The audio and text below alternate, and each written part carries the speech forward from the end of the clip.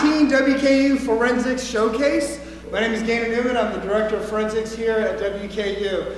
What you're about to see tonight are performances that have taken an entire season to cultivate, to compose, and to perfect for you this evening.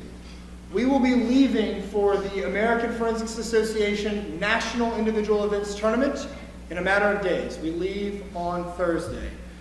When we get back, the team will reset. They'll spend some time in classes for about a week, and then we are back on the road headed to Oshkosh, Wisconsin for the NFA National Championship Tournament. For those of you who do not know, this is an incredibly successful program and a very part of our rich history here at WKU.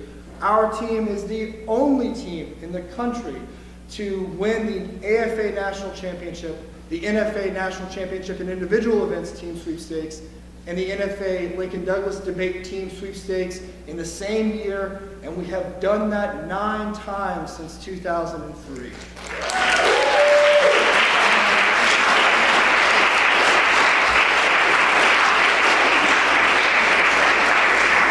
But for the students in this room, for the coaches who spend hours and hours and incomprehensible amount of time working on building these beautiful performances, it's about so much more than the trophies and the accolades that we bring home. It's about helping our students empower themselves to improve their communities. That's what this team has always been about, and that is what we will continue to do forever. But with all that being said, you're going to see some incredible things tonight. Please, please, please turn off your cell phones if you haven't already, or put them on silent mode. That's something that can be disruptive to the performances. The next thing that I want to invite you to do is to enjoy yourselves. They will not get nervous if you laugh at them when they say funny things. So feel free to laugh. If you enjoy something, it's very common for students to or maybe snap their fingers. If you don't like something, you can keep it to yourself. But I know that you're going to really enjoy what you see this evening. So first off, let me say thank you all for coming out on this wonderful Easter weekend. I really, really, really appreciate members of our community, our incredible administrators who are here. Let's give it up for them.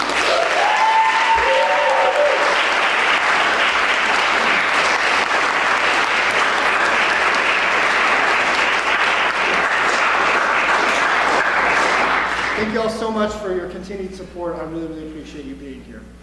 With that, we're going to get started with our first performance.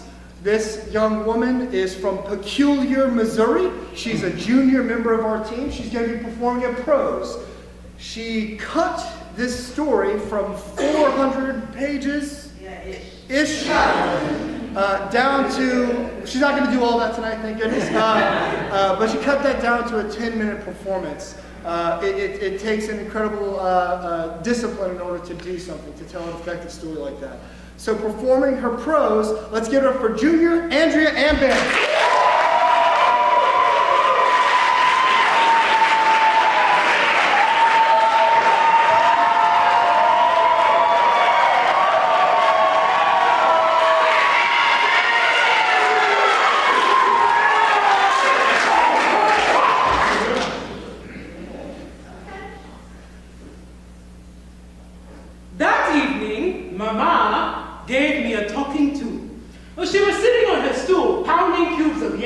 When it came out as a chant.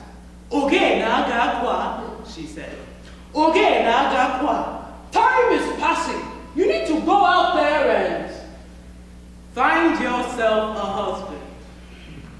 I was standing by the sink, cutting okra for the soup. What if marriage is not for me? I asked. A woman without a man is hardly a woman, she said.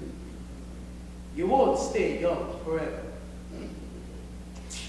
But my dad, I turned back to the okra. Okay, oh, I daydreamed of a town in Nigeria where love is allowed to be loved. Between men and women, women and women,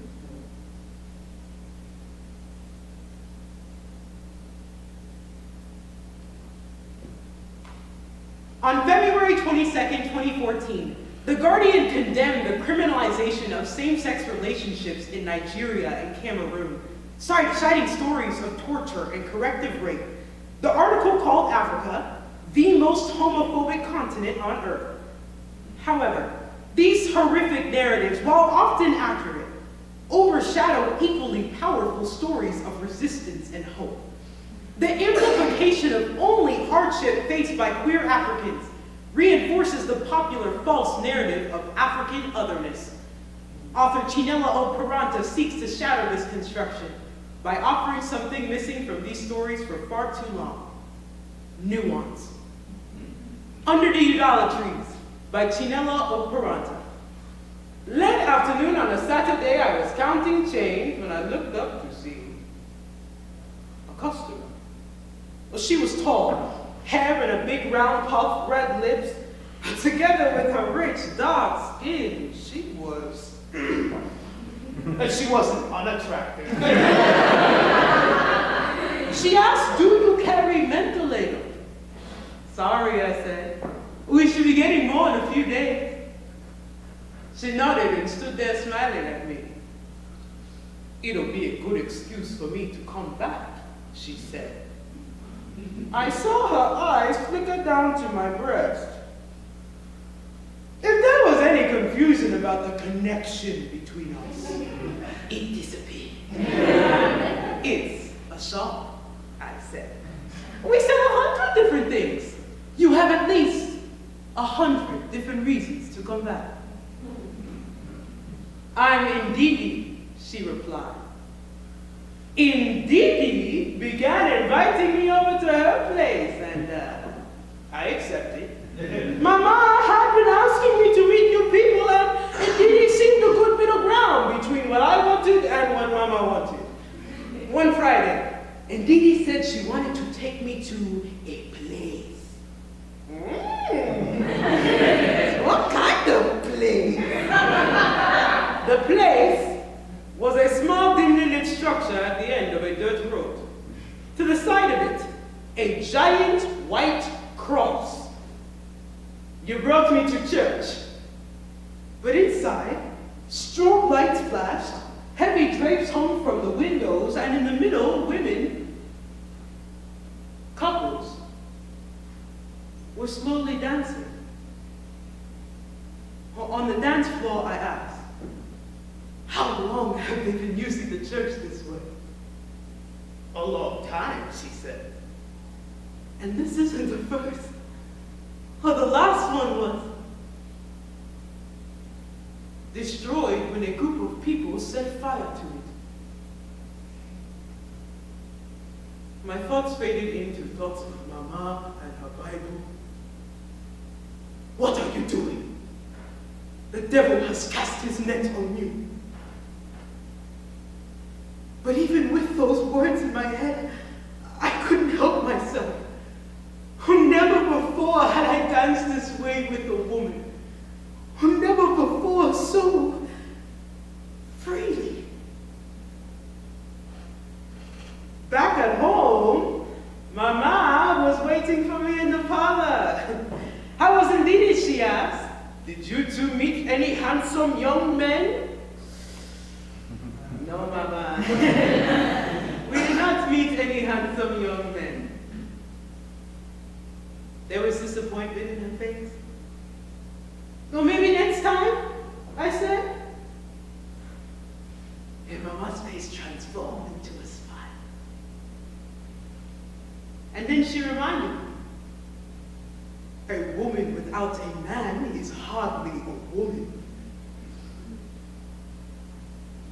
Yes, Mama. The following evening, Ndidi and I went to church. We danced to the music flowing loudly from the record player, then pushed ourselves deep into the corner like all the other girls kissing in the dark. The knocking at the door may have been soft at first, but soon it was a loud banging sound. I heard a shout, "Unuwa kia ije! Get up, let's go." Then, Ndidi held my hand as we ran out the back door. In the quiet of the night, the girls, a dozen of us, made our way into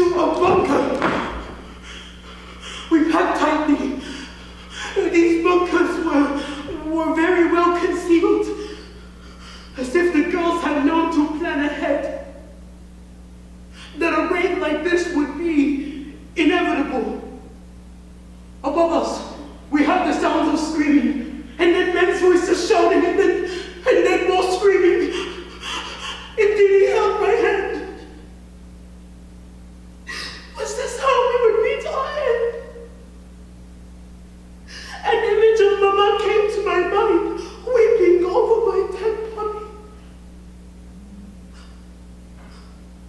Or perhaps she would be too angry to mourn.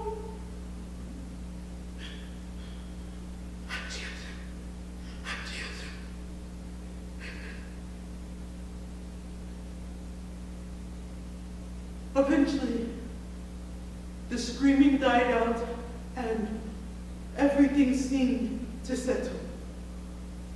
We made our way out of the bunker one by one and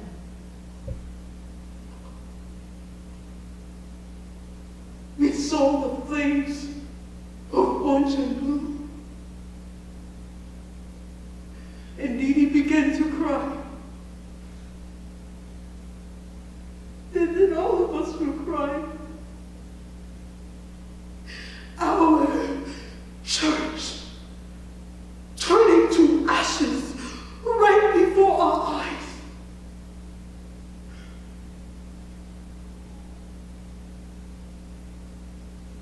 I arrived back home at 7 in the morning, and Mama was out by the gate. What in God's name were you thinking, staying out all night, she said. And suddenly there was a look on her face. That indeed, is she the reason for this? Is there something going on between the two of you? I lowered my head, thinking of all the ways I could pretend to not have heard. But I was so exhausted. I had nothing but the truth.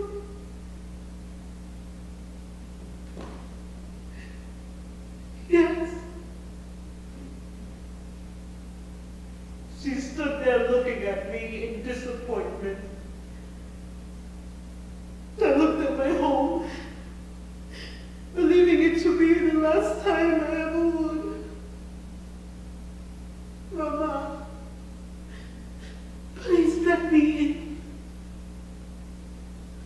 She turned to look directly at me now. God created you, she said.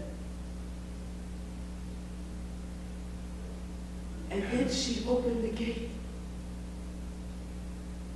He must have known what he was doing.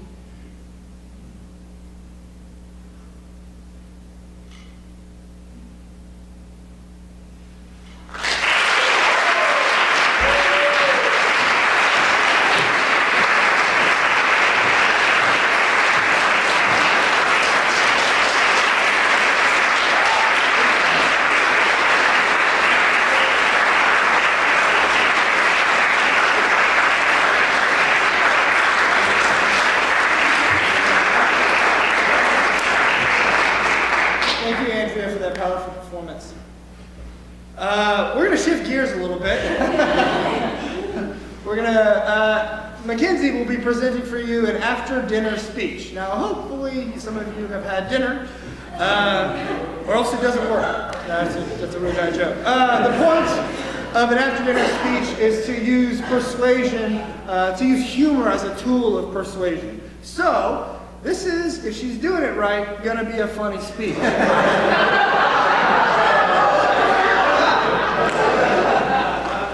Feel free to laugh, enjoy yourselves.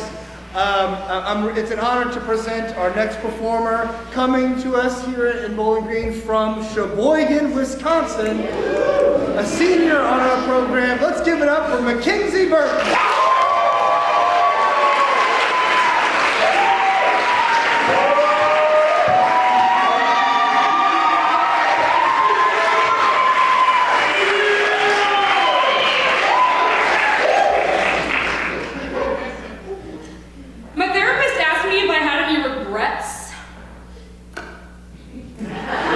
In kindergarten, I made this sign-up sheet of who wanted to be my boyfriend, there was one name on it. The name was Please Stop. In 7th grade, I used to wear fedoras and make everyone call me Fedora Mac. Everyone begged, please stop. And in high school, I was trying desperately to lose my virginity, and everybody that knew me went, Mackenzie, give up, you're shaped like a trapezoid. Finally, in college, my mama dragged me to the therapist.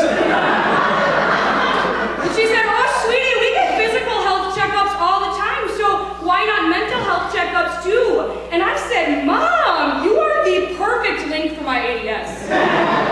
See, I head straight to the doctor whenever I have a sore throat or chlamydia or I need to get my thyroid tested because I'm gaining so much weight. It's not my thyroid. It's because I only eat foods that end with cheddar, bratwurst.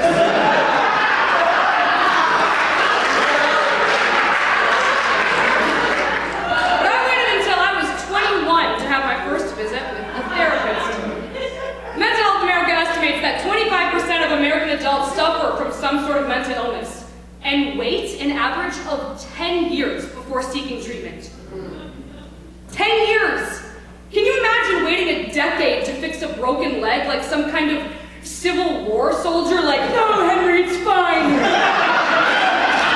Just shoot me in the other leg and I'll be symmetrical.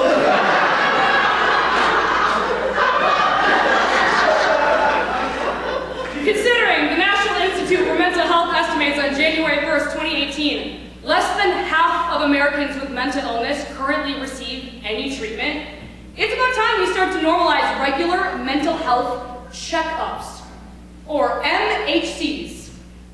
That's right, I made up my own acronym, because I'm confident. Let's go problems, how MHCs can help, and a plan of action so that we all get the mental health care we deserve. Because I'm bipolar, and that doesn't mean that I'm crazy. It means I'm a polar bear. Every other day. So my therapist told me that I could tell her anything. So I told her, listen, I know you're supposed to wipe from front to back, but it goes against the grain, so I always wipe from back to front, and I'm not even sorry! First, there's a serious need, and second, lack of access. First, our mental health is tragic. Okay, so to help us get over this, we're all gonna go around the circle and we're gonna say our favorite things about ourselves. All right? Okay, so I'm gonna start. My boobs. The game is over. The Guardian of January 7th, 2017 reveals, patients remain untreated, and when they do seek treatment, it's often when their illness has become so severe, they can expect to have decades of less quality life than the general population. It's horrifying to imagine a decade less of all the good things I've got going, like friends, and family, and my other family. They're the same as my real family, but their names are backwards. So instead of Mom, Dad, and Hannah, it's Mom, Dad, and Hannah. It makes it super easy to remember their names, but dangerously easy to mix them up. Second, there's stigma and a lack of access. If you need a source for that, please see every prose intro I've ever seen. Complicated theory I do not understand. Vague reference to a metaphor. Furthering stigma. Catharsis. And even if you do seek treatment, you may face very limited access. The Atlantic of July 22nd, 2017 revealed about half of U.S. counties just don't have any mental health care providers. Half. That's 3.5 out of 7.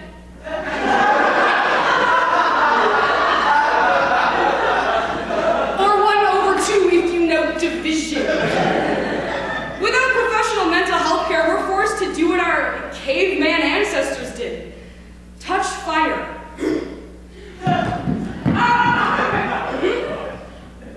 Hot! Sad.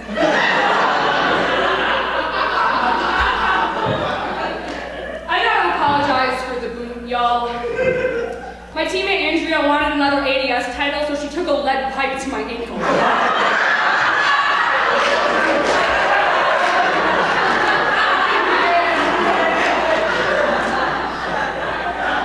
MHCs can also help, delivering proactive care and expanding access. First, MHCs help address mental health needs early. Dr. Nizar Al-Khalili tells USA Today of March 23, 2013, if patients were just more aware of their mental health issues from the start, problems could be avoided long before they drastically interfere with their lives and cost them thousands of dollars. Wow, a sauce from 2013. How embarrassing. I'm sorry, I must have meant to say 3013. Can't get more recent than the future. Common mental health disorders like depression or anxiety are all super treatable, if diagnosed. You ever get into a friend's car and it's making that noise like, and you're like, oh my God. Are you gonna get that checked out? And they're like, nah, and you're like, oh, okay, cool, this is how I die. It's like that. Next, MHCs can help expand access. According to healthinsurance.org on February 1st, 2017, Obama expanded funding for mental health care by $500 million. But we didn't use it because we're all terrified of going to the therapist. You want to know what you should be afraid of? That thing right behind you.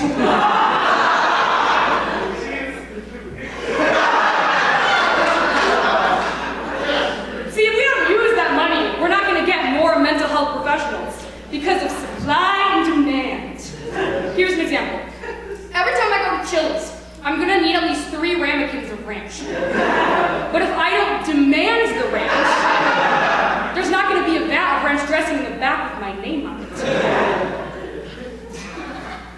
In this scenario, ranch is mental health.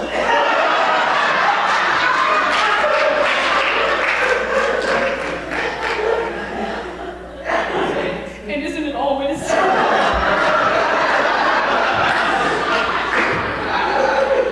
My therapist told me it would really help my mood swings if I exercised more. You want to know what's worse than being bipolar? Chafing. I haven't had skin on my inner thigh since 2010. Here's my plan of action. 3 steps to normalize MHCs. Step 1, seek treatment. If you can, find a mental health professional, like this. Marco! Oh! Okay, there's a lot of you. Okay. So, I'm glad you answered. I've been having this recurring nightmare where my pants are snakes, cobras, right on my ass. And you were there, and anyway, that's why I think that my father would have preferred a son. We'll talk later. If you can, start encouraging your general care practitioner to have the training to provide MHCs. Ask your doctor if having the training to provide mental health checkups is right for them. If not, why the hell not? According to the Steinberg Institute on July 1st, 2017, basic competency in psychiatric screenings can and should be a part of every doctor's education. Honestly, I'm kind of shocked it isn't already. Like, hey doc, I'm feeling really depressed and anxious. No, why don't you call me back when you have a real problem? Like an erection that lasts longer than 4 hours. I've been waiting my whole career to see one of those. All I ever see is flats. I need a new doctor.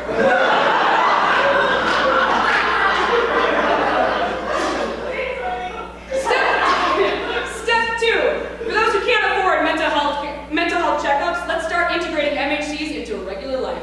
Vice on April 1st, 2017 describes how Mental Health America is building kiosks in Walmart that will screen you for mental health disorders. I have with me some good vibes pins. If you would like one with a donation of $2, I'll give you one, and we will build these kiosks. Now instead of taking your blood pressure for fun, you can find out if you're depressed. Imagine that shopping list. Okay, I've got yogurt,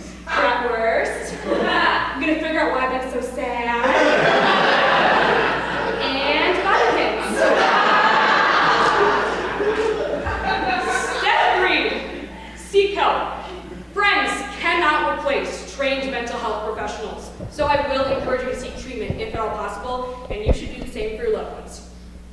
Let me tell you right now, taking care of yourself is a daily, active choice. A choice I took far too long to make. I know that there are people in this community, in this room, that might feel like they're drowning. And I've been there. And I also know how scary it is to seek help. But admitting that there's something wrong with you is the ultimate act of self-care. You will come up for fresh air, and you owe it to yourself to get better. Last summer, I was diagnosed with a mental illness that could have been caught years earlier, but wasn't. Like Bigfoot, that slippery son of a bitch.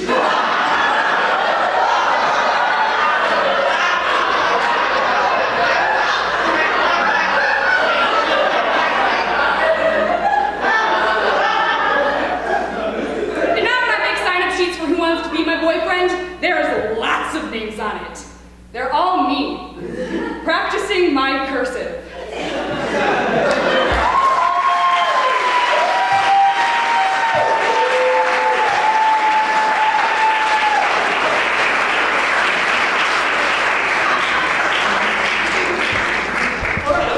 I'm going to introduce our next speaker and have her come on up. Let's give it up for a senior from Des Moines, Iowa. Let's give it up for Murphy Burke.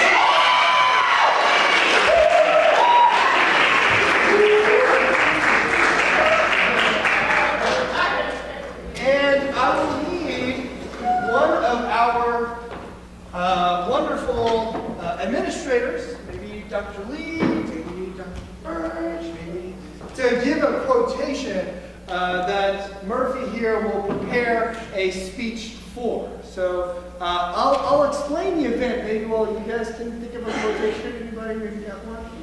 I also have one if you don't. If you don't, it'd be really sweet. If you don't have one. It's like a magic trick. Great. I'll try one. It's what's above the rim that counts. It's what's above the rim that counts. Then who's gonna be timing? The speaker is Henry Hardin Sheriff. Okay, so Megan's gonna keep time. So she has about 1 minute 30 seconds to create a total speaking time of 7 minutes. She'll be giving verbal signals as she prepares, so let's go ahead and go.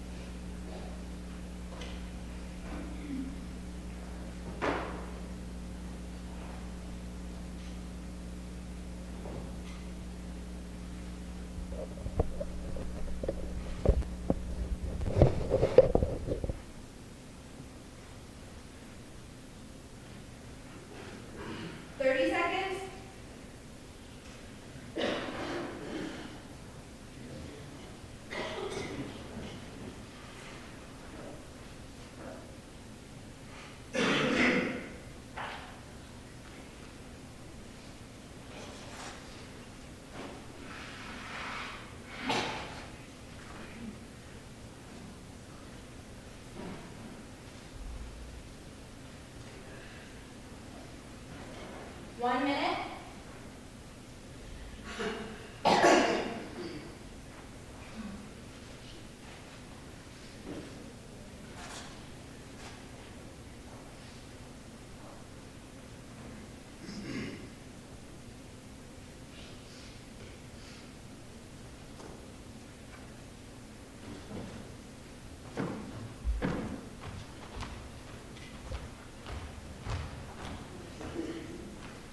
In founding a university, Henry Hardin Cherry created Western Kentucky University, a school that focuses itself on actionable education, giving students applied learning opportunities, as well as having an excellent basketball team that just competed in the NIT National Tournament. The school focuses itself on turning what students learn in the classroom into action, and the basketball turns basketballs into shoots, into into a hoop. I think that's how sports work. And in considering the different rims of the one on our head and the one of the hoops, Henry Hardin Cherry pushed for a university that now makes sure that the lessons learned in the classroom become actions. And this idea of focusing on actionable steps is represented in Henry Hardin Cherry's words himself. It's what's above the rim that counts. In this quotation, Cherry is reminding us that it's what's above the rim of our heads, or in a basketball hoop, what actually lands in the hoop, that actually matters. And what we can take from this is we should prioritize actionable goals. I agree for two reasons. First, because doing so allows us to achieve change. And second, because when we talk about our action, we get other people on board.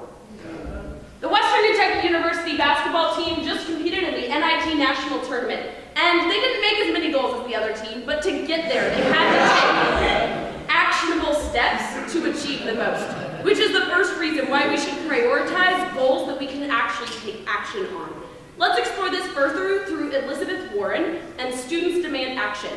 First, Elizabeth Warren began her career as a college professor. She wrote about different things that needed to happen within financial systems to make sure that people didn't get scammed as much. Before 2008, there were lots of banks out there that made it really easy for individual people like us to get scammed. However, Warren then created the Consumer Financial Protection Bureau, an organization that she turned into an actionable goal by creating a way to protect consumers. Essentially, Warren began her career researching and seeing the benefits of different steps that could be taken, but turned it into something that was actually above the rim and landed right into the basket when she created a bureau that actually took steps. Second, we can explore this through Students Demand Action. After the tragic Parkland shooting, the students from the high school that suffered and saw their classmates die then responded by creating Students Demand Action, an arm of Non-Demand Action to push for gun control reform. In doing so, they recognized that rather than just talking about gun control right after the accident they had suffered, by taking steps and organizing a March for Our Lives, they were able to see action in that goal. They put the ball right into the basket, and it was just above the rim. So through the examples of Student Demand Action and Elizabeth Warren, we see that we should prioritize actionable goals, because doing so allows us to actually achieve them. The second reason why we should put the focus on actionable goals is because we bring others on board when we talk about the steps we actually want to take. Henry Hardin Cherry got people to teach at his school because he talked about what that school was going to do. Let's explore this first through Dolores Huerta and then Pod Save America.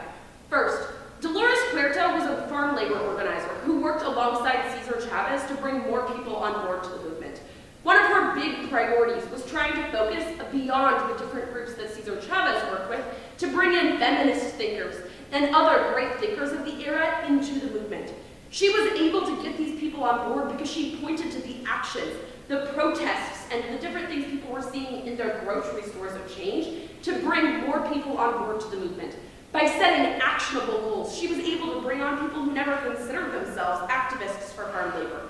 But because she was able to point out that action, they were willing to contribute to her effort. Second, we can explore this through Pod Save America. Pod Save America is a podcast created by a group of men who used to work in the Obama administration. They call themselves the Obama Bros. In their podcast, they describe political issues that are happening, but always end the podcast by talking about what their listeners should do. Rather than just complaining about what's happening under the current administration, they create actionable steps. And in doing so, they've created a very popular podcast because people walk away feeling like they too can make a difference. Essentially, rather than focusing on a goal that's beyond the rim, they make sure that what is above the rim counts, and they let their shoots go right in. Because the Pod Save America Obama Bros and Dolores Huerta both understood that they had to make their goals actionable, they were able to bring in huge audiences, and in doing so, succeeded in bringing people on board and invoking change. When returning to today's quotation from Henry Hardin Cherry, it's what's above the rim that counts. What we can take from this is that we should prioritize actionable goals, because doing so allows us to achieve change, and when we do it, other people get on board with our movements. Something Henry Hardin Cherry understood when setting out to form a university. to bring together different people across the entire country to achieve an actionable education.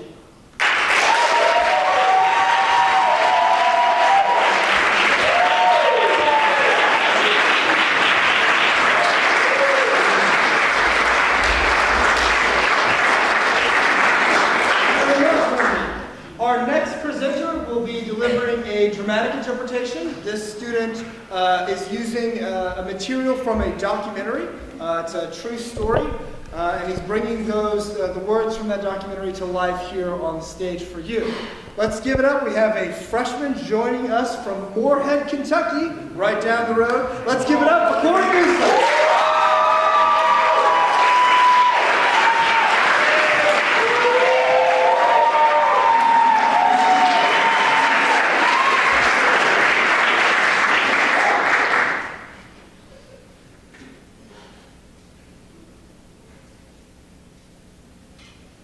Morning routine. You wake up, you do your room job, which consists of making your bed, sweeping the floor in your PA, your personal area, making sure everything is inspection ready.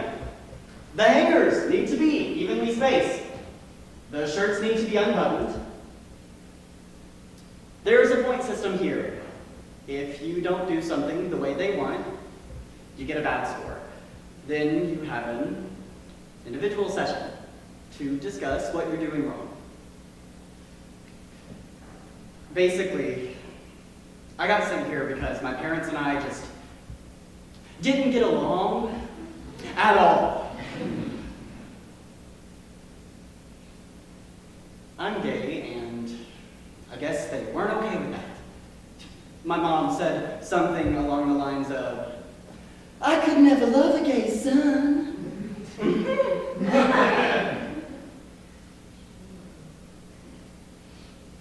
And they were trying to find any way possible to fix the problem.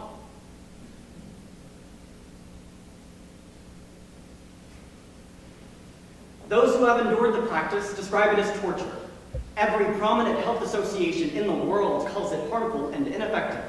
Yet so-called gay conversion therapy is still legal in 41 states. Though many view the practice as an artifact of the past, the Williams Institute notes over 75,000 LGBT teens will endure conversion therapy.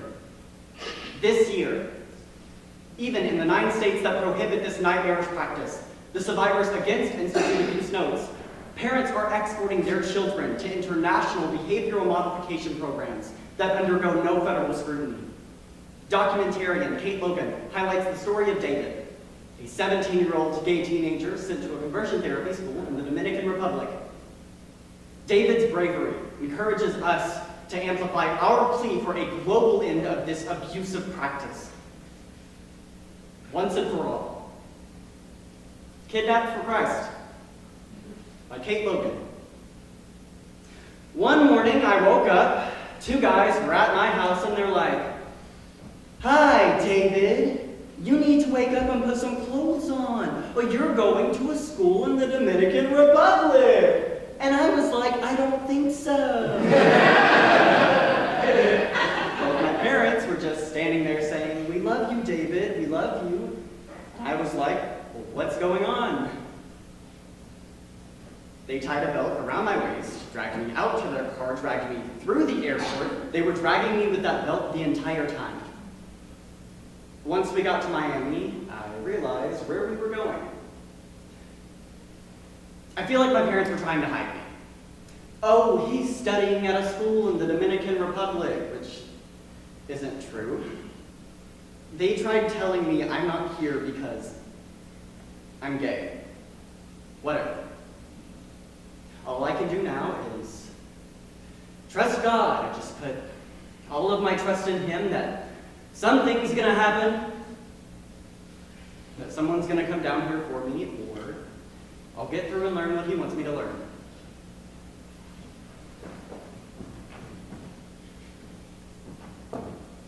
What I miss about home? I miss my dog. I just miss miss the way things were before my parents ever found out I was gay.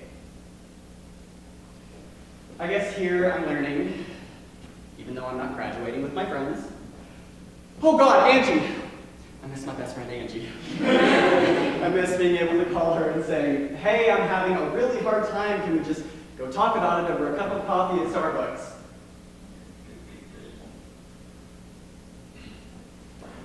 I wrote her a letter. Dear Angie, this may come as a shock to you, but our worst fears have come true. I'm currently at a school in the Dominican Republic called Escuela Caribe. I don't want to alarm you, so I'm going to try to lighten things up. Rusty, your old pal, needs rescuing. I've been here for 2 months, and I'm already losing my mind.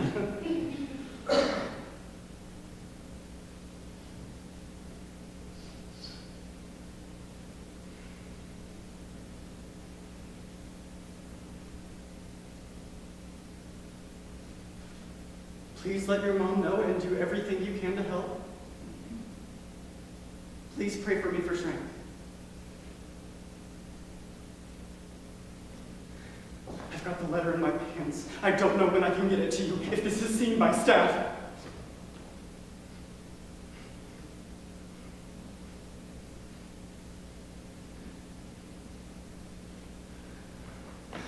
The latest session I was in had to do with me giving information to my friend Matt. I just wanted to let my friends know back home that I hadn't dropped off the face of the earth. I guess Matt told on me and I got a session. I had to go in and admit everything. I had to basically come out to my group leader, my teacher, and let my house father know what was going on. It's the scariest thing in the world. If I go in there, if I even touch the door, 2 push-ups! 2 push-ups now!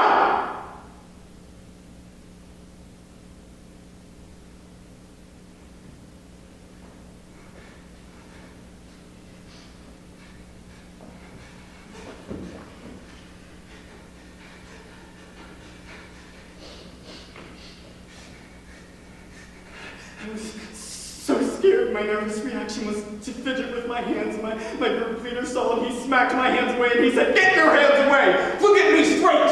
Tell me what happened! Get your hands away! Do more push-ups! Do more push-ups! Do more push-ups! Get your hands away! Do more push-ups!"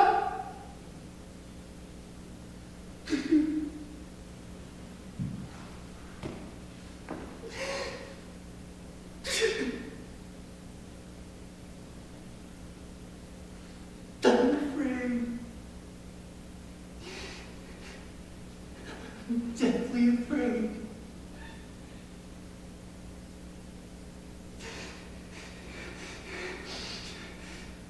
Opening up is a really difficult thing to do. I have to put on this face that isn't me. I have to hide behind the mask of, oh no, I'm not gay. I have to hide behind the mask of, this is not who I really am, and I'm tired. Back home last semester, I had a 4.3 GPA. I had everything going for me. I had aspirations of going off to college. I had aspirations of getting theater scholarships.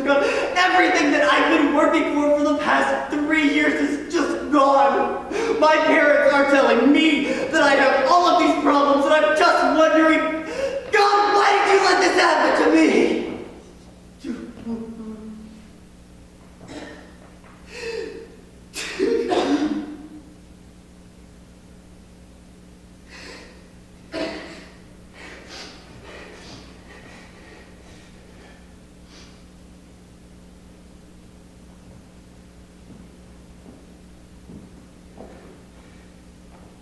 I trust you to get this to Angie safely.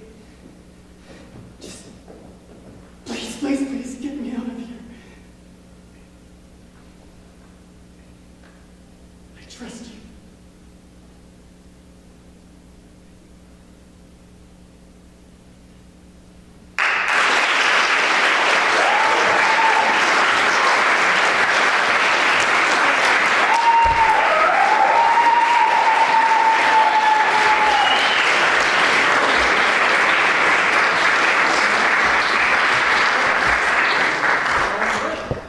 We're going to shake things up a little bit and we're going to show an example of a Lincoln Douglas debate. Lincoln Douglas debate takes a policy resolution that the students rehearse, they research all season long, and they present their case. I'm really, really excited to present to you, well, I want to read to you first the resolution itself. This season, it is resolved the United States federal government should substantially increase the regulation of state and or local police misconduct in the United States. So it's generally a very timely resolution that they debate, and this season is no different.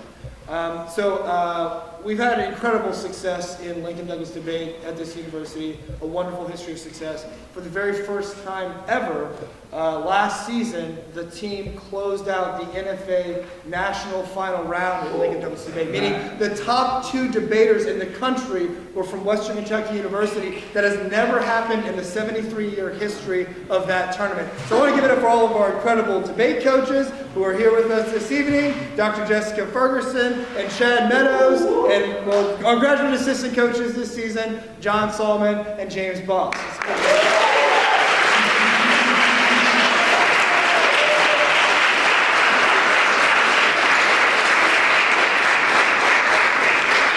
This evening, I'm going to invite 2 incredible performers. You guys can go ahead and come on, get set up. Kelly Stone is a junior on the team from Kansas City, Kansas.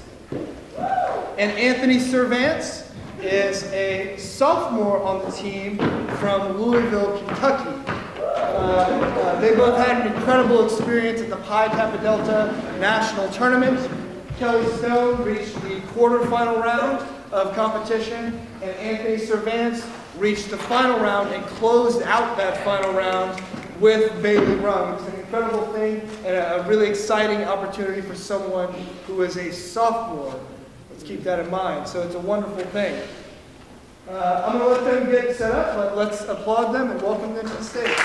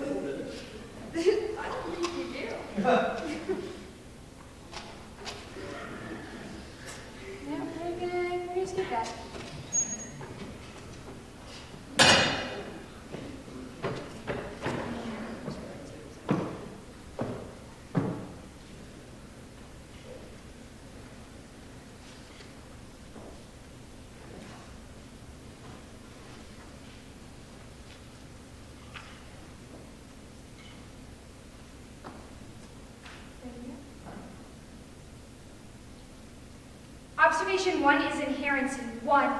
False complaints are used by officers to avoid expending resources. Avalos in 2017. Rape complainants are charged with false reporting because doing so benefits the police. Prior to a full investigation, this practice violates IACP guidelines but is a favored approach among officers because labeling a report as false early justifies their decision to avoid a full investigation. Several cases involve victims charged within 2 days of making a report. Quick dismissal of cases as false allowed police to close cases quickly without fully investigating. Avoid the expenditure of resources on an investigation. 2.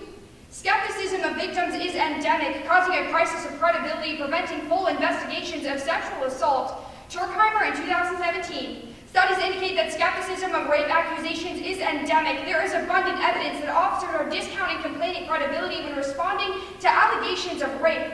Credibility discounting by police investigators curtails the collection of evidence that might otherwise mitigate the effects of credibility discounts.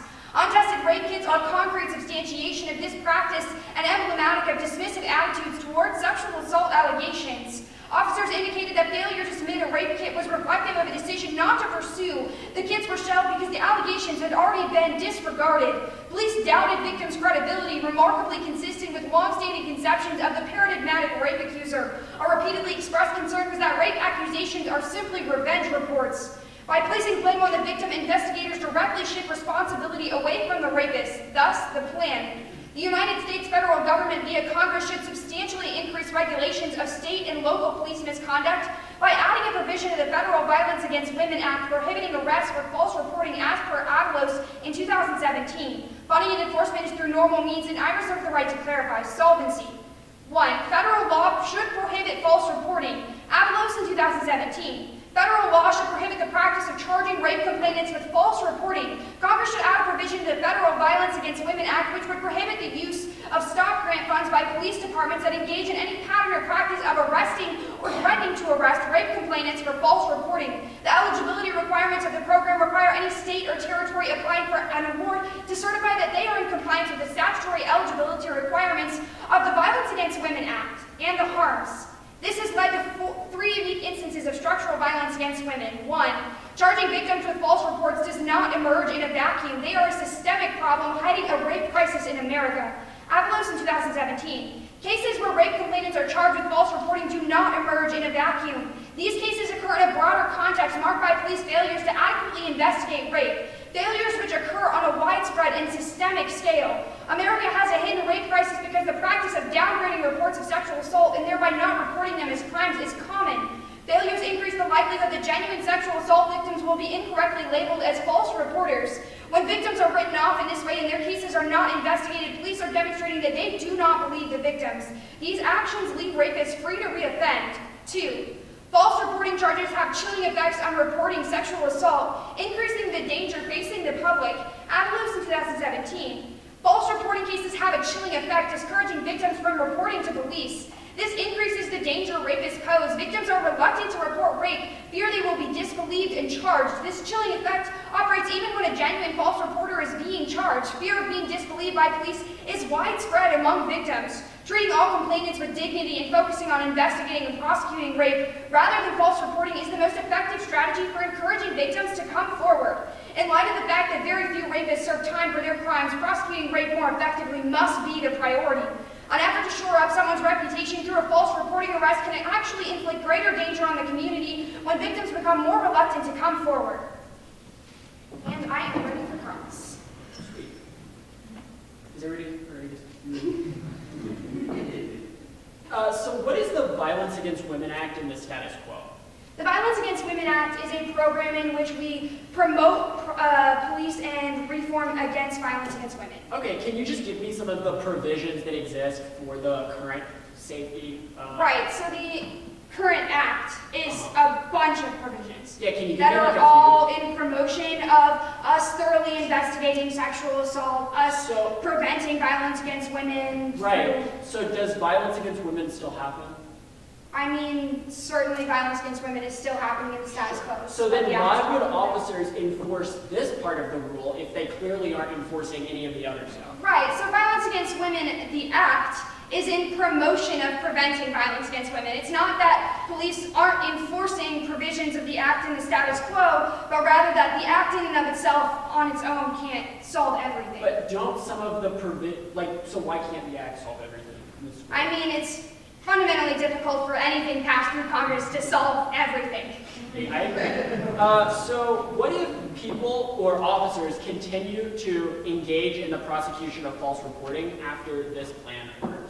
My evidence from AVLOS in 17 says that that would fundamentally be impossible. So right now, when we accept stop grant funds, there are provisions in which we have to follow.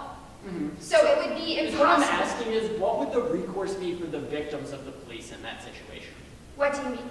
So let's say your police agency decides that they no longer want the funding, and they continue to prosecute people based on false reporting. Is there any recourse or My protection? evidence contends that, 1, that wouldn't happen, but 2, since a federal law has outlawed the ability for you to prosecute victims for false reporting, there would be nowhere for those police officers to go. Who's going to check up on that?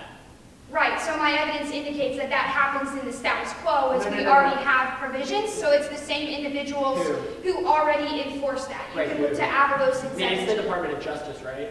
I mean, sure. Okay, so why would Jeff Sessions take away people's funding when he is awful to women right now? Right, Jeff Sessions is one person. He's not the entire DOJ. He's not the one individual enforcing violence against women. Okay. Yeah. So then, let's talk about so if hypermasculinity in the police will continue to exist post-plan, right? No, I don't blame this all for Right. So then why would these hyper-masculine officers engage in the kinds of get rid of these same kind of chilling effects to victims? Aren't there other ways they can silence victims? Avalos and 17 says that the chilling effect comes from the fact that they are literally being charged and sent to prison for reporting rape. So, not being charged is the solution. Okay. You have to.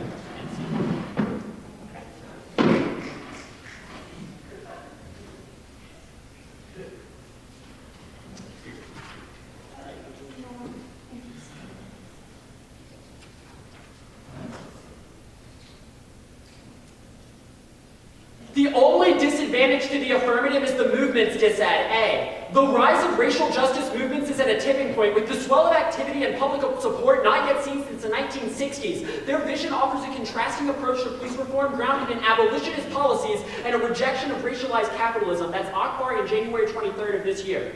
The rise of racial justice movement, the movement for Black Lives Matter, immigrant justice, marked the revival of anti-capitalist racial justice policies in the United States, not yet seen since the 1960s. They offer another way forward. The difference between an abolitionist approach to police reform and the more traditional one, the vision identifies policing as a violent force underpinning racial capitalism. The reimagination of politics transforms approaches to reform, forwarding an abolitionist imagination. The movement offers transformative visions for change. Public discourse, contemporary anti-capitalist racial justice movements have fueled a greater understanding of social problems. 2. Their plan effort undermines our radical efforts to reform the criminal justice system. They offer this one solution, but the police have always and will always oppress us. That's Heitzig and Angela with Angela Davis in 2014. This is a pivotal moment. It is important to understand that the people have been struggling over these issues for years and decades. Those who identify as a prison abolitionist make the point that reforms create situations where mass incarceration become more entrenched, sometimes separating real change from rhetoric of contradictory processes depicted as much-needed reform poses major challenges. C. Without the prison system, capitalism would no longer be able to sustain itself. It is essential to the neoliberal apparatus of control that Kaplan and Lehman in 2014. The neoliberal government shifts the way we think about crime. Faced with increasing populations situated outside of the reaches of the disciplinary structure of the wage labor, the neoliberal state reforms welfare to prison fare to exert social control and regulation over foreign deviant bodies. Exploiting the culture, neoliberalism demands an expansive penal apparatus for social control, without which it would not survive. D. Whole-scale rejections of Donald Trump are the only solution in 2018. If we continue to accept small reform, he will dominate us. That's Giroux in 16. With the election of Donald Trump, the savagery of neoliberalism has intensified. Neoliberalism with the full-fledged assault on the welfare state, the destruction of the manufacturing sector, and the dramatic shift to the upper 1% has destroyed the faith in millions of democracy. The result has been a dangerous door to neo-fascist appeals. The United States has become a war culture with immediate, massive forms of resistance, and civil disobedience are essential if the planet and human life are going to survive. Go to solvency. First, your reform does nothing for the oppressed. It's co-opted, turned colorblind, and rarely followed through with it by the agencies charged to do so. That's Lobel at 7. The legal process reinforces the dominant ideologies, the social hierarchies of the time. The legal framework allows a colorblind ideology to grant only symbolic victories rather than promote meaningful progress. Social movements seduced by the myth of rights assume that litigation can evoke a declaration of rights in court. Systemic losers come to understand themselves as part of a system of self-governance and having willed their losses. Social movements give up more chances against structures of capitalism. And 2. The plan is never going to solve. The localities will roll back this administration, and the federal regulation will find new ways to oppress people. That's Haberfeld and Sarah in 7. Attempts to regulate the police fuel candidacies of conservative law and order candidates, laying a foundation for conservative backlash against federal police regulation. Backlash culminated in penal populism that has since led to unprecedented incarceration rates against racial and ethnic minorities. Majority voters endorse mandatory minimum sentence and tactically approve an over-broadening of the criminal code. One consequence was retraction. Next, Jeff Sessions, the leader of the Department of Justice, has publicly said he will not enforce police regulation, means the plan will never get followed through with. That's Gorosky at 17. The Justice Department would not charge officers. This does not bode well for the future of police reform under President Trump. Sessions has been crystal clear. He does not believe in the Justice Department intervening in local police matters. As an underview, because of this, it is apparent that this one piece of legislation will be insufficient to solve the plights that police officers engage in. Because of that, you need to vote negative to enable radical movements that can actually make a change.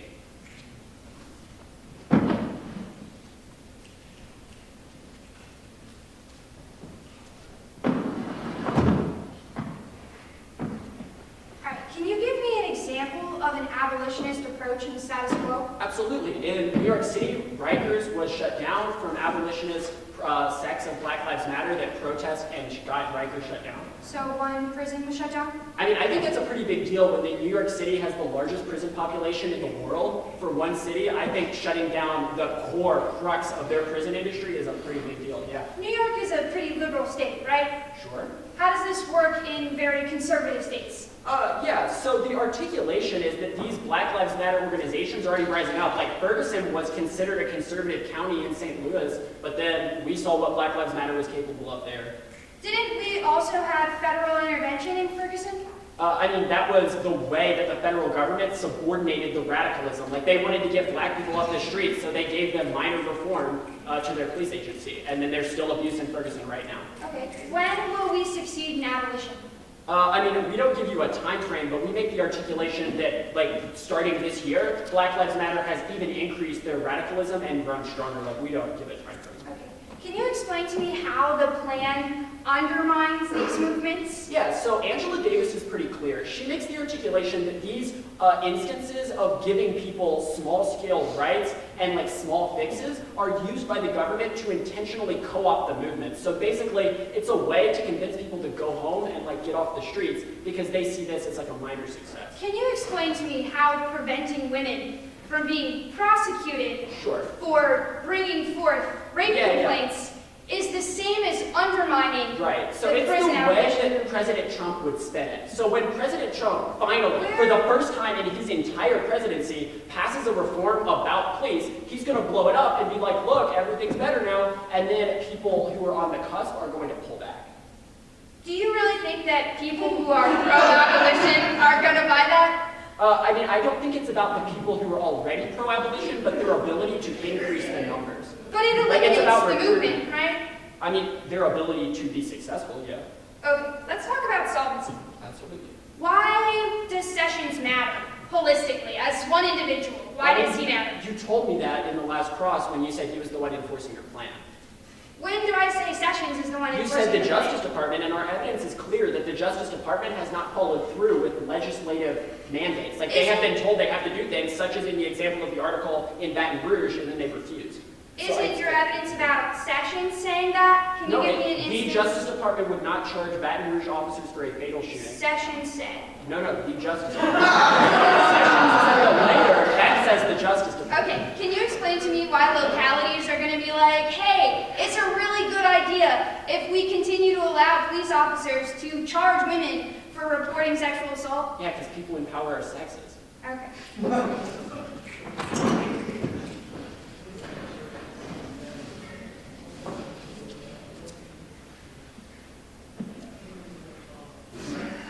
So I'm going to address his off-case position, and then we'll talk about the case. For an overview on the disadvantage, abolition isn't going to happen tomorrow. It's pretty clear when Anthony tells us that there is no time frame. But preventing victims of sexual assault from going to prison for reporting their rape because an officer thinks they're lying can. The plan is an instance of resisting Trump. The same man who forces his victims to stay silent will find they have more power in the justice system. That means the plan is already something that's going to help propel these types of movements forward. And it's not unique. The prison abolition movement is too weak to solve right now. Reform is the only possibility. Robinson in 2017. Because prison abolition seems an untenable position, most progressive people are advocates of prison reform instead. They subscribe to a position like the ACLU's, decriminalize certain offenses, emphasize rehabilitation, improve prison conditions, and stop using the prison system as a way of warehousing the mentally ill. They believe that while there will always be some need for punishment, the goal should be to make the U.S. prison system a lot more like those of the Scandinavian countries, humane and reform-oriented. And there's no link. Preventing women from being arrested for reporting sexual assault is not even close to the movements the negative is talking about. There's no correlation. And your evidence isn't saying that there's a movement for abolition at all. This probably supercharges the non-unique that abolition won't actually be able to solve. And gradual policy change is the only way for us to achieve social movements. Doing nothing means neoliberal violence stamps out change. Roberts in 2012. Neoliberalism destroyed mechanisms that might have organized resistance against it and gave authorities more extensive capability for policing mass protest. Working through existing political institutions, the alternative is to give up on the possibility of social change entirely. It must have an overarching view about the role of state and economy. That explains in a concise and appealing way its alternative to the status quo and forestalls unending debate about what the demands of the movement should be. And there's no conservative backlash. The Violence Against Women Act is bipartisan, Stegman in 2013. Most important pieces of bipartisan business, the passage of the Violence Against Women Act. Some issues are too important for partisan wrangling. 18 years of bipartisan agreement to protect all victims of domestic violence, dating violence, and sexual assault. There's no reason that localities are going to roll back the affirmative when it has bipartisan support. And Sessions is just the Attorney General. He doesn't handle grant programs like the act and can't totally wreck criminal justice reform anyways. Coder in 2017, President Trump and Attorney General Jeff Sessions can't totally wreck efforts at reform. As harsh as the policies that Sessions is now trying to implement with forcing U.S. attorneys to change at the highest level possible, we're still talking about 10% of the cases. At the end of the day, the only one who's actually going to be able to create clear, actionable change is always going to be affirmative, preventing rape victims from being charged for reporting their sexual assaults.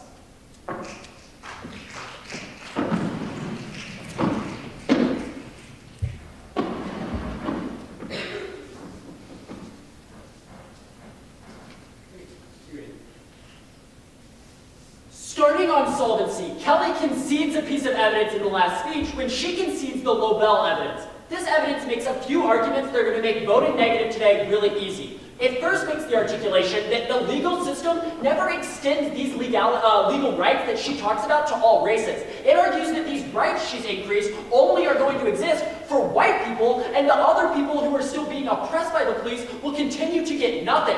This is why the dissat is key, because she only offers a small set solution that isn't going to change the brutality and violence that police have engaged in since their inception.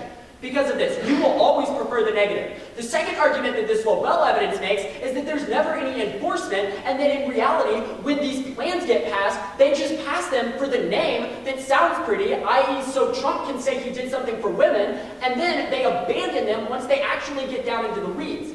That's going to make it pretty obvious when she doesn't respond to my evidence that says Jeff Sessions and the entire Attorney General sector will never actually do it. Because of this, it's try or die for social movements that will make a change, even if you don't think they're very likely, because they're the only thing that's ever going to do something. Go to the Movements Club. They make a bunch of arguments about how abolition is happening right now, or how no abolition is happening now. I have a few arguments. First, the evidence they read is from early 2017. I read you evidence from early 2018 that argues the exact opposite. Our evidence is pretty clear on this question and makes the articulation that you can see examples across the country. Remember what I talk about in Cross, where Rikers was literally shut down in New York because these movements have been successful. But second, even if you don't think all prisons in the United States are going to get abolished, it's not a question of abolishing prisons, but of movements that actually create long-term systemic change.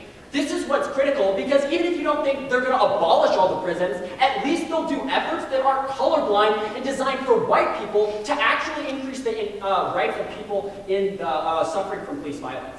The next argument that they read is on evidence from 2012 about how we need reform to make movements stronger. But this evidence is not responsive to our scenario. What this evidence is talking about is Occupy Wall Street, and criticizing how Occupy Wall Street didn't have any specific goals. But Black Lives Matter does have specific goals. Their specific goals are transforming the police and abolishing prisons. This is exactly in line with what the evidence is saying. But second, this isn't true. She has conceded the argument on case, the Lobel evidence that makes the argument that this just creates a politics of hope, whereby people just go home after they see the success because they no longer think there's anything left that they need to fight for. However, in this round, you will not be voting for Kelly because she has conceded that her plan doesn't solve and actually help people. However, the negative proposes a solution that can, so you should be game.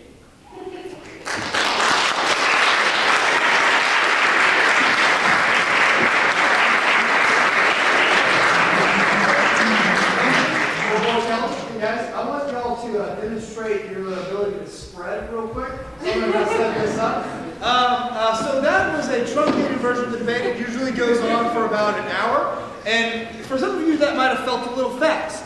But Anthony here is going to demonstrate whenever they have a seasoned judge in the round who's been around all season long, what that exactly will sound like. So you all ready?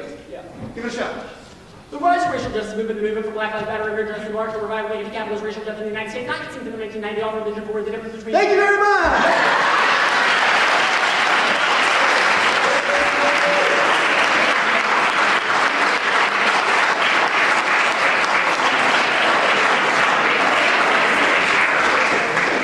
They put in so much work into this. It's a really wonderful thing to see it happen and actually at the national level. We're going to move into a public address speech, which is a speech that is authored by the student.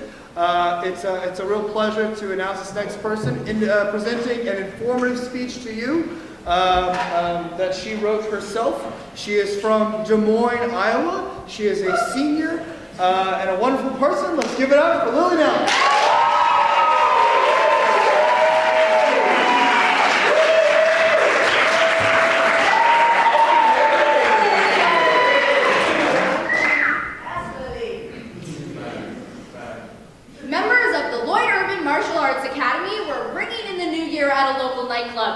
When Nick Schultz and Matthew Maldonado noticed one of their teammates was too drunk to drive, so they offered her a ride. Instead of taking her home, the two men drove her to an abandoned parking garage and raped her. There's security camera footage of the assault, but both men were acquitted after expert testimony convinced the jury that the woman had consented. She just didn't remember. The defense team's star witness, University of Texas professor Dr. Kim Fromm. Fussell of August 8, 2018 explains, Fromm has dedicated the last 25 years to researching consent in situations involving alcohol-induced blackouts. Put simply, she argues people who are blacked out can consent to sex, a position that's proved lucrative. According to Stanford Daily of August 9, 2016, since 2009, she's been paid to testify in over 30 civil, criminal, and military trials. Among her clients, the Steubenville defendants and Brock Turner. And despite heavy criticism, colleagues reluctantly confirm her science is sound. Through hundreds of publications and hours on the witness stand, Dr. Fromm reinforces the idea that drunk rape victims are capable of consent, a notion anti-rape activists have spent decades attempting to dismantle. Clearly, her career demands our attention. So let's examine her work, testimony, and the implications of redefining consent one jury at a time. Growing up, Fromm lost several close friends to drunk driving. These tragedies motivated her interest in alcohol's effects on behavior. Let's examine her credentials and arguments. Initially, Fromm has amassed over a quarter century of research. According to the University of Texas's website, her most recent study explored alcohol use and risk-taking behaviors amongst college students. Dubbed the UT Experience, thousands of participants were studied for a period of 6 years, yielding over 30 publications regarding consumption levels, memory retention, and sexual activity. Fromm compares this fieldwork with research in her lab, which is decked out like a dive bar. complete with neon signs and shot glasses. Fromm explains in an interview with BuzzFeed on August 7, 2017, she doses participants with vodka cocktails and tests their decision-making skills in what is called, and this is actually the name, the Alcohol Challenge. Next, backed by this impressive resume, Fromm challenges traditional notions of consent. Most notably, she distinguishes between blacking out and passing out. The Guardian of April 2nd, 2016 explains, someone who is passed out is unconscious and obviously unable to consent. But according to Fromm, blacking out is a failure not of cognition, but memory. She argues those who are blacked out know what they are doing when they are doing it. But drinking impairs the brain's ability to form short-term memories. Blacked out people engage with and respond to their environments. They just don't remember. Fromm argues this is true whether we're ordering late-night Taco Bell, singing an embarrassing song at karaoke, or having sex. Fromm often tells jurors the story of a man who booked a vacation online and didn't remember it the next morning. She argues he, like alleged victims, was completely capable of determining what he wanted. Her testimony has impacted civilian and military courts. Initially, Fromm began her expert witness career in the military court system. As part of the defense team for an accused rapist at Fort Hood, her testimony proved invaluable to his acquittal. Soon, Fromm became highly sought after in an institution racked with incidences of sexual assault. In 2013, she testified on behalf of 3 Naval Academy football players. The Washington Post of September 1st, 2013 reports, when asked on the witness stand if someone who is blacked out can willingly engage in oral sex, Fromm answered, yes. Stars and Stripes of March 1st, 2016 furthers. That same year, a naval technician was accused of sexually assaulting 3 female sailors. This case reached the military's highest court of appeals where, following Fromm's testimony, judges ruled, intoxication does not preclude consent. A precedent still standing in all military courts. Next, after her victories in the military world, civilian courts took notice. Fromm is now so integral to a successful sexual assault defense strategy that, according to the previously cited BuzzFeed, prosecutors often hire her first, with no intentions of calling her as a witness, just so the defense can't.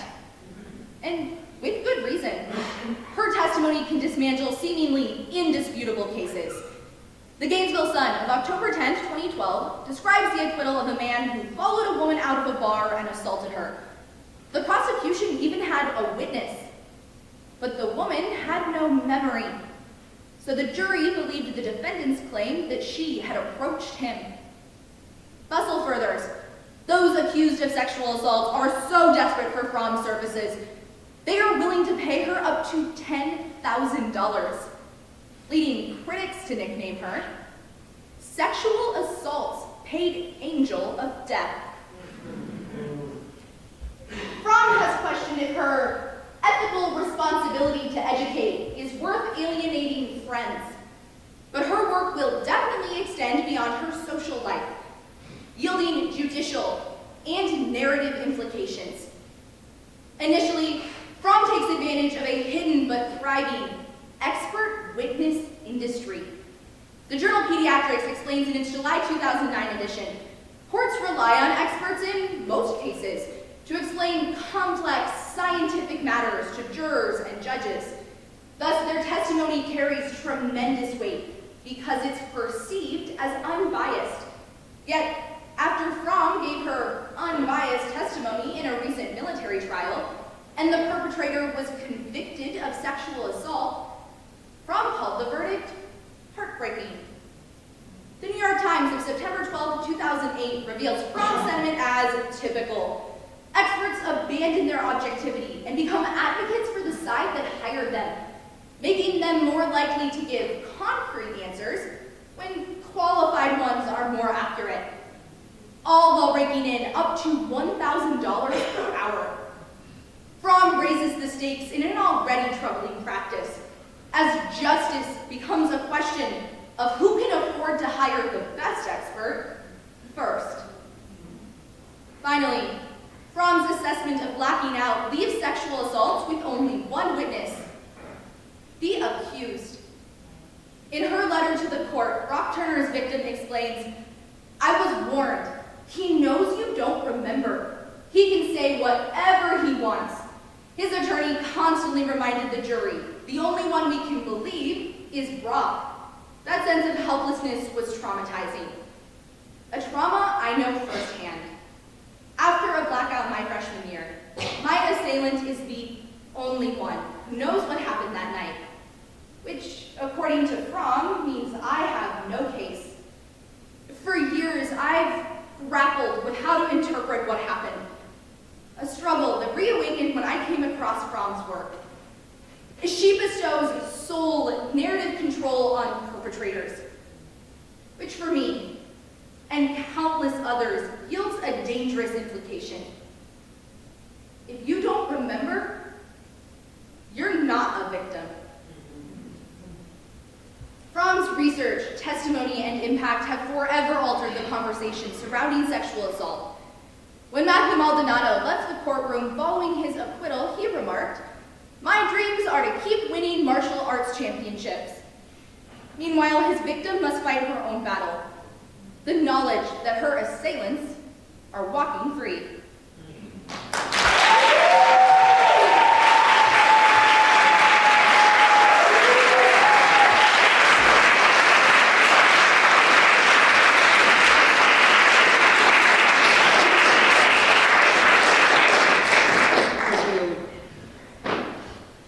We're going to show now another interpretation event, which you saw at the start of the program.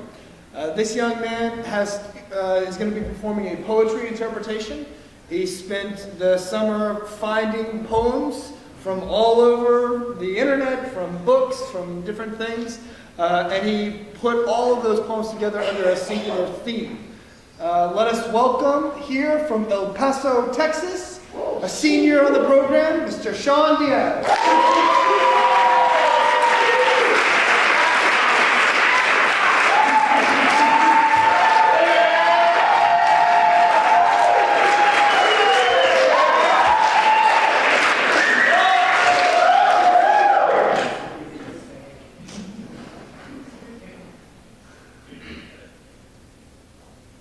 Have you ever noticed how barbed wire resembles a crown of thorns?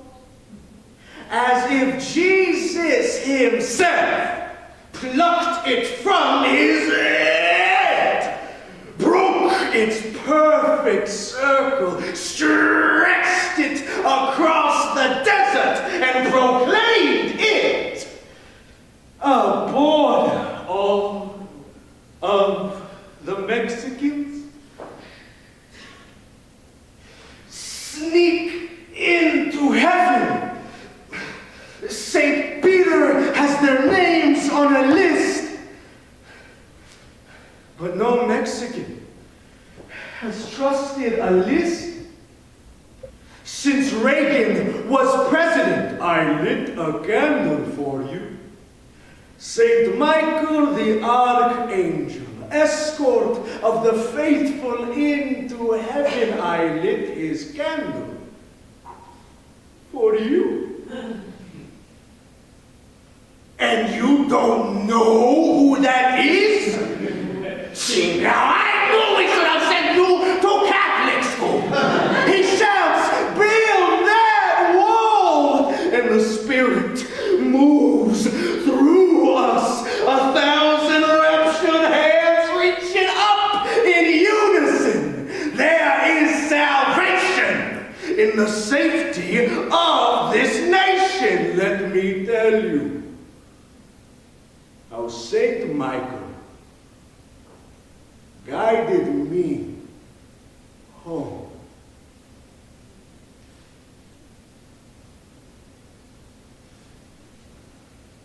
study entitled Religion, Myth, and Reason on the Mexican Border, Dominic Bracco II explores the borderline as religious iconography. He notes that many Americans opposed to immigration and Mexicans seeking sanctuary in the U.S. often refer to the border as a deity. Many Mexican responses found the border as a pathway into the promised land, guarded by an apathetic god of red tape and racism, while American responses favored a god of retribution. One responder claimed, "To me, the border is like God. I can't see it, but I take comfort in knowing it's there." We must be wary, for when we mythologize the man-made, we inadvertently reinforce the lines that divide us. Through the poetry Ofrenda by Reyes, My Journey by David Rios, Coco by Benji Diaz, Mexican Heaven by Jose Olivares, and Divided and Divine by Marco Calderon. Not a program, but a prayer. To see that there are two sides to a wall.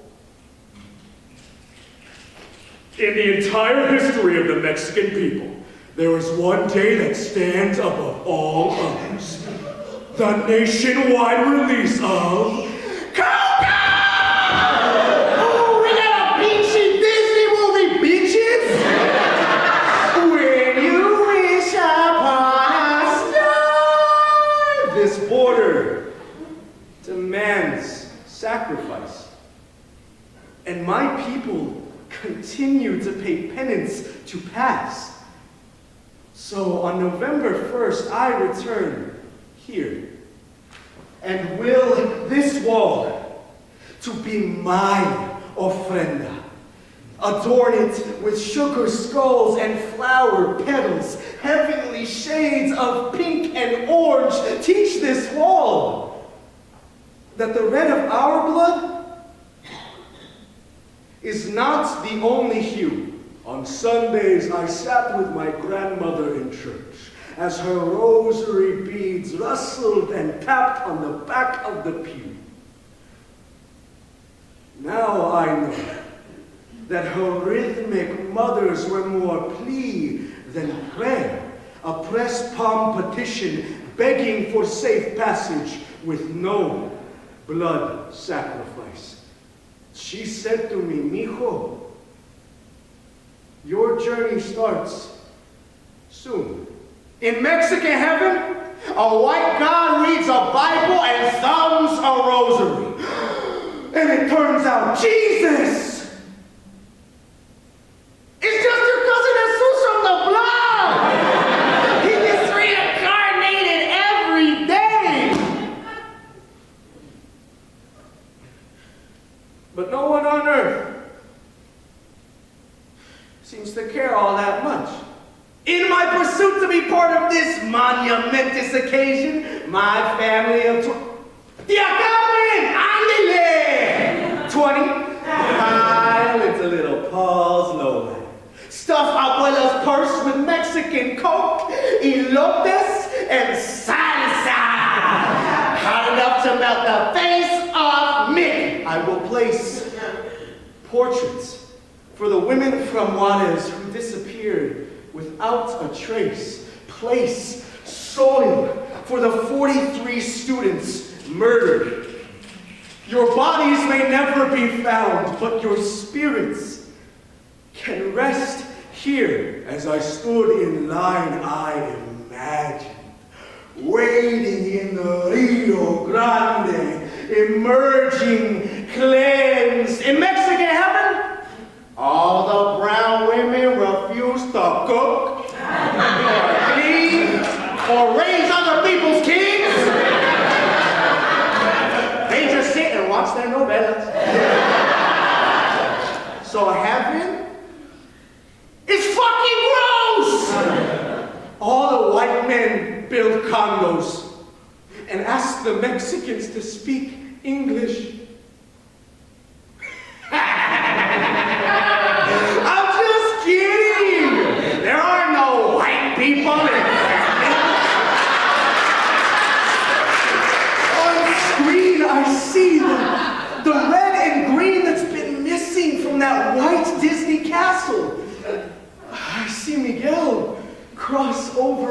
bridge of marigolds into the afterlife, I gaze upon the beauty of Mexican heaven to see. Border Patrol. A wall. Telling me that even in death, there is still a barrier for our entry. As my place in line drew closer, visions of pearly white gates were replaced with cold concrete and rusted metal.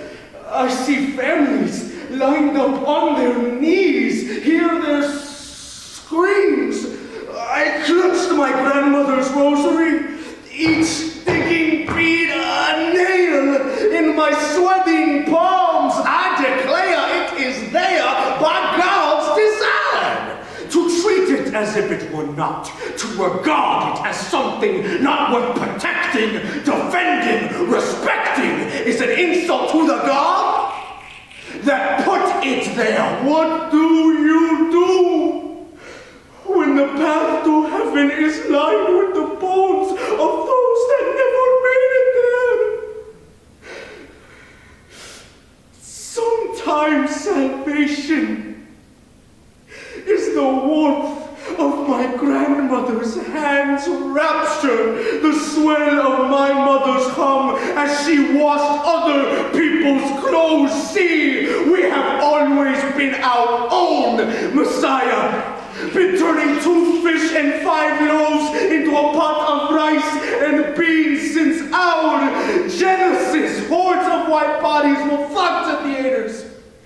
Buy the Lego sets, build that same wall in their living rooms. And think that our afterlife would have a border.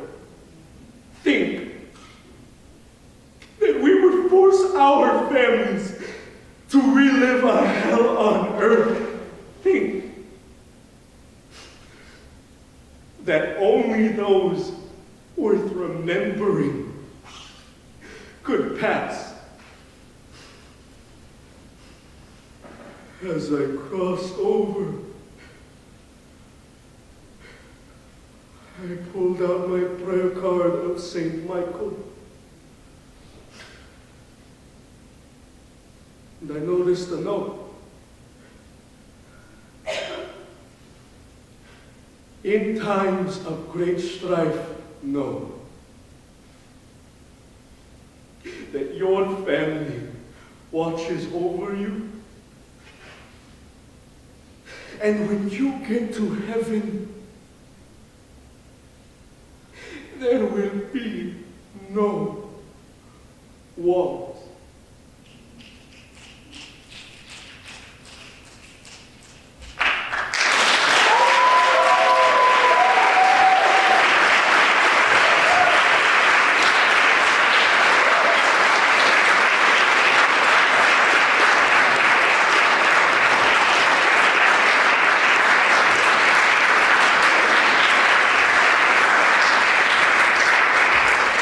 Thank you, Sean. Our final speakers for this evening are going to be performing a duo interpretation. They took a script, they cut it down. One of the interesting things about duo is that they can't look at each other or touch. So those are the kind of rules that we have to work with, and from there it's a fun sandbox. Let's give it up for our incredible performers doing a duo. We have from Moorhead, Minnesota, a junior on the team, Matt Wissenden, and from Louisville, Texas, a senior on the team, Jawan Green.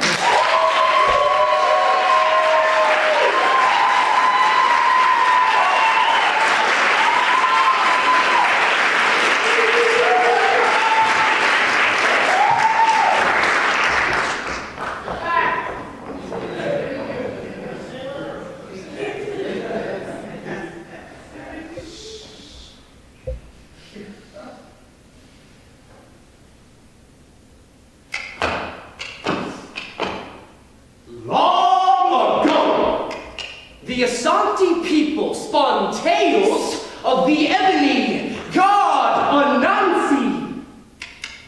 This trickster, sometime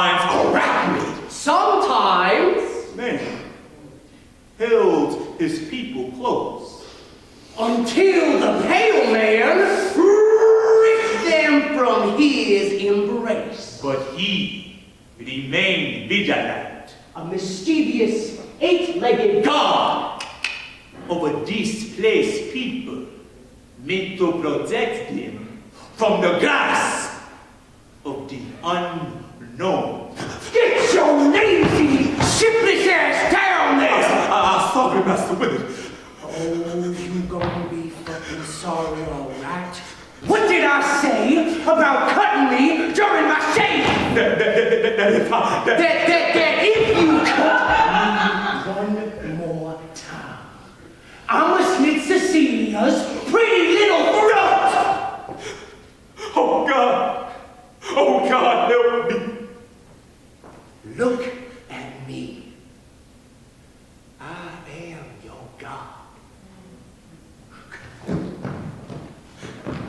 Anansi, abusube muérteme. Anansi, abusube muérteme. I felt your pain, child, so I came. Anansi, help me.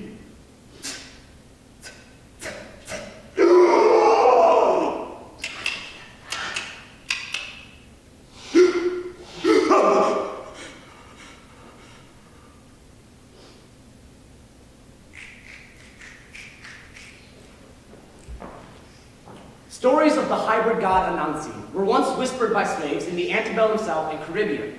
His lore not only maintained synergy amongst the captive, but also operated as a means of resilience against their subjugators.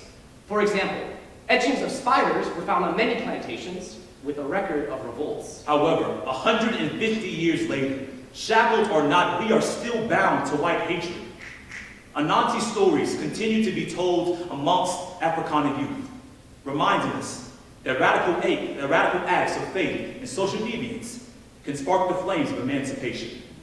Anansi's Web. By Abdul Ismail. What the hell? Who? What's wrong with my head? Our head, child. Our fates are now intertwined. As you breathe, I breathe. But these men, they beat us, strip our women and butcher our children. Sleep, my child. This web is still unwinded. Levi! Oh, these goddamn cobwebs! Althea, get in here and do your damn job! Yes. Master Whip. Well, have a seat. Levi, do you know what this says? Bill of sale. The state of Mississippi recognizes the sale of one Cecilia of Willard for the price of $350. Master Willard, that's my wife. You've been distracted, Levi. How come I won't cut you again? It's not the shave! Your bags have been light. You used to be my hardest worker, but lately, you've been sloppy. You promised me. You said you were a man of your word. Watch your tone. She's all that I have. And if you want her to leave here in one piece, I suggest you watch your tone.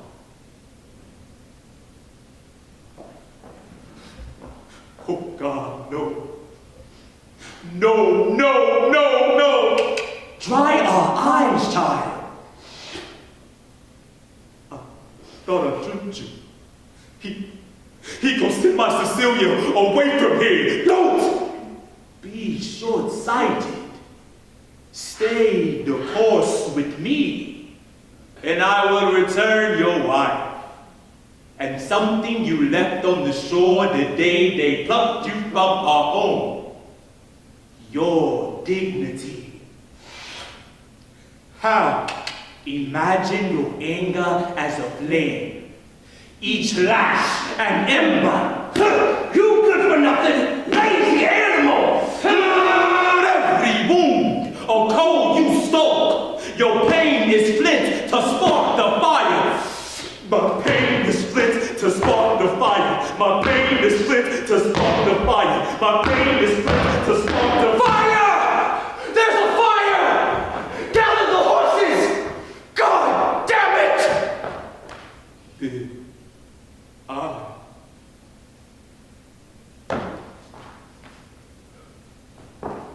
Well, most of the tobacco's gone.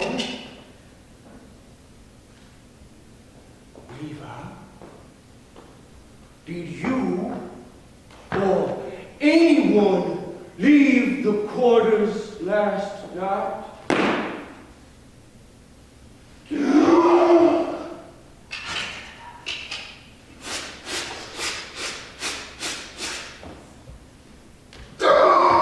You ready for your shave, Thomas? Why am I covered in cum? Did you know leopards climb but don't bite the neck of their prey?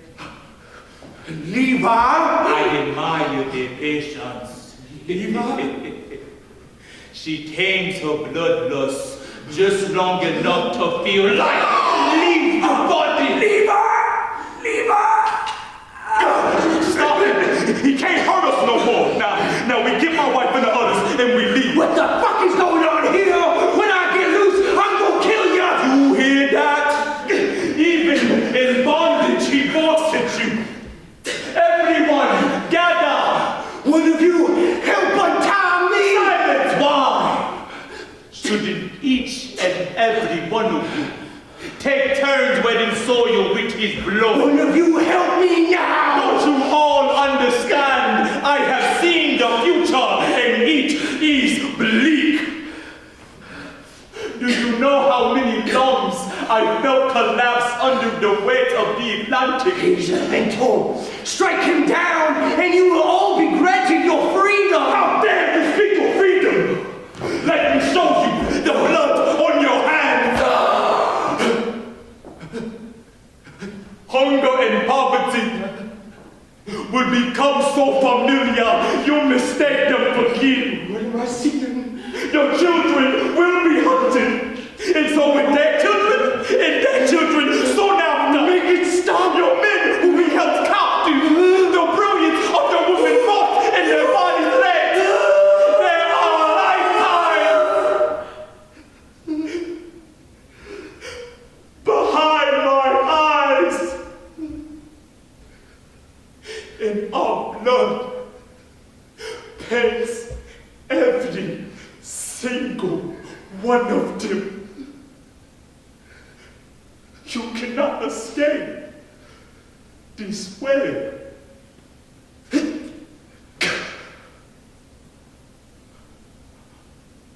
But you can clog the fires. Oh, Levi, I'm so sorry. Oh my God! Look at me. I am your God.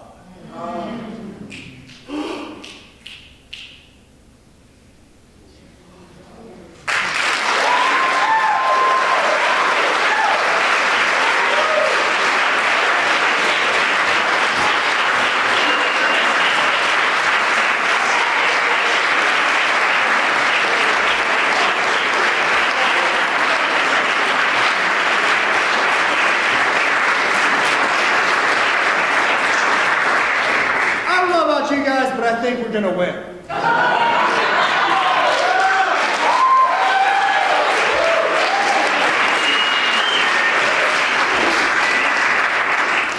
They come from, whether it's Moorhead, Minnesota, or Moorhead, Kentucky, whether it's Missouri or California or Florida, they come here and we start every single season the same way.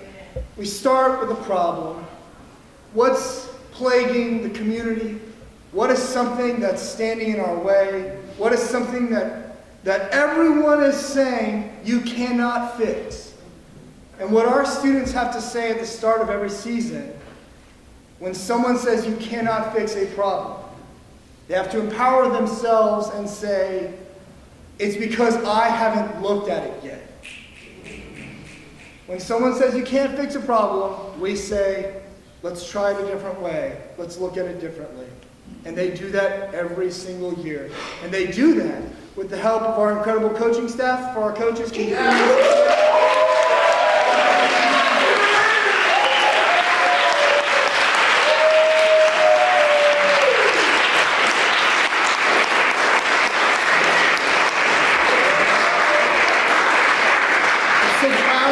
that you put in. I'm so proud of the way you empower these students. Thank you all very much. And thank you all very much from the community for joining us. Let's give it up for everybody. Thank you all.